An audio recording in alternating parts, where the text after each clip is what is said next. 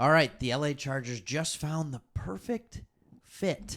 And I'm telling you, it is the perfect fit. And now you are going to find yourselves in a situation where you went from having a lackluster defensive line. Sure, you had Bosa. Sure, you had Khalil Mack, right? But what else was there? And now you have what is starting to shape up to be one of the single best. It already was a great pass rushing defensive line, but now it's shaping out to be a phenomenal, well-rounded defensive line with both a good mix of youth and a good mix of experience. And the Chargers really did just find the perfect fit, and I'm kind of surprised they got this guy. So they have found, getting over a cold. Nothing I can do about it. Got to keep making videos. All right, they have signed Bud Dupree on a contract. Now, they were going up against the Pittsburgh Steelers. The Pittsburgh Steelers, who are known, by the way, I don't like the Steelers, but the Steelers who are known for being just a well-run franchise, a team that is in it consistently, a team that no matter what seems to have the ability to sign players, has respect of players, but the Chargers, with a brand new regime, are coming in, and they have found a way to get Bud Dupree from the team that I believe he started his career with in the Pittsburgh Steelers. And in a deal that's not that expensive. At first, I saw the deal. It says right here, the deal includes $6 million in total base salary with a max value of $10 million.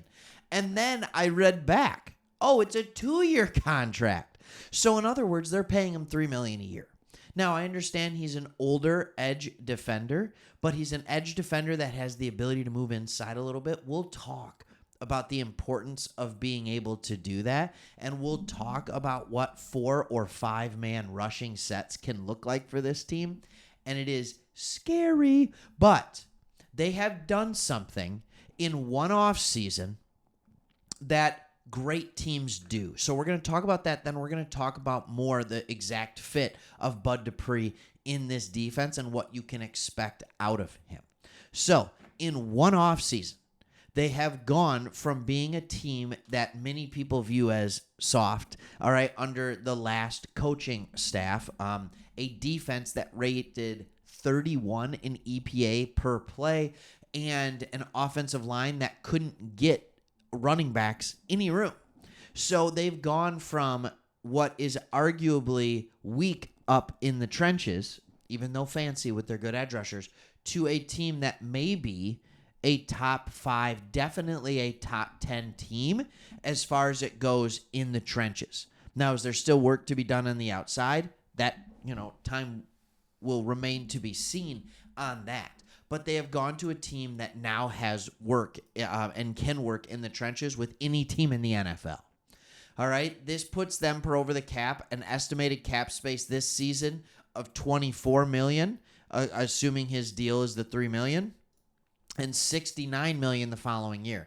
That $69 million, by the way, can go way up depending on what happens with Mack and with Bosa. So you don't need to worry about that too much. But let's look at who Dupree is. Last year, he had a resurgence year.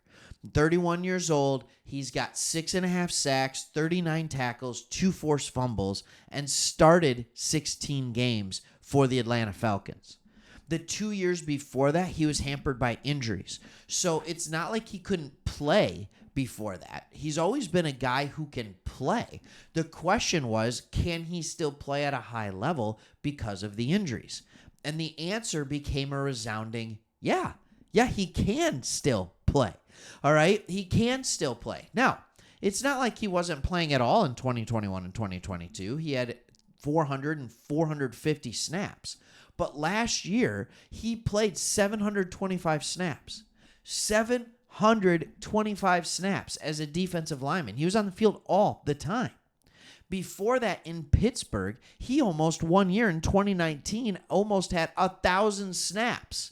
All right, and not only did he almost have 1,000 snaps, it was his best year. He had 13 sacks. All right, in 2020, he had 9. So, and then last year, he's credited, depending on where you look, 6.5. If you go to PFF, he has 8. Just depends on how sack numbers are counted, right? This is a guy who has been productive. But here's the beautiful thing. When you look at him and you put him in the defensive line, when you look at the depth chart. Now, they put him here on right outside linebacker behind Khalil Mack. Totally disagree. He goes in right here with Morgan Fox.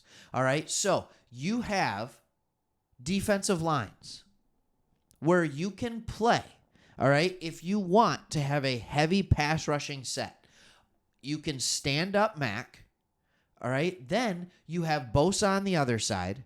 You have, if you want, you can do Fox and Tuli Pelotu and Bud Dupree. Like, you have a ton of pass rushing specialists. I see this, Bud Dupree, as, all right, Khalil Mack, you're a good player. We saw what you started doing for us last year. We saw what worked. Great year, 17 sacks, right? We're going to get some old man insurance with another older man in Bud Dupree. All right. Also, Morgan Fox is no spring chicken either. So now what you have is you have the two proven, when healthy, sack specialists, Joey Bosa, Khalil Mack. You have the young gun, Tui. All right? You got him in there, Tuli. He's ready to go, Tui Pelotu, sorry. Now you're saying, all right, if there's anything that happens to these guys, we got Bud Dupree, we got Morgan Fox. We are loaded with pass rushers. There are 4 very legitimately good pass rushers on this team. And then I'm telling you, when you look at the defensive line as a whole, like all of a sudden you start realizing like there's a lot of good players on this team. Morgan Fox is a rotational piece.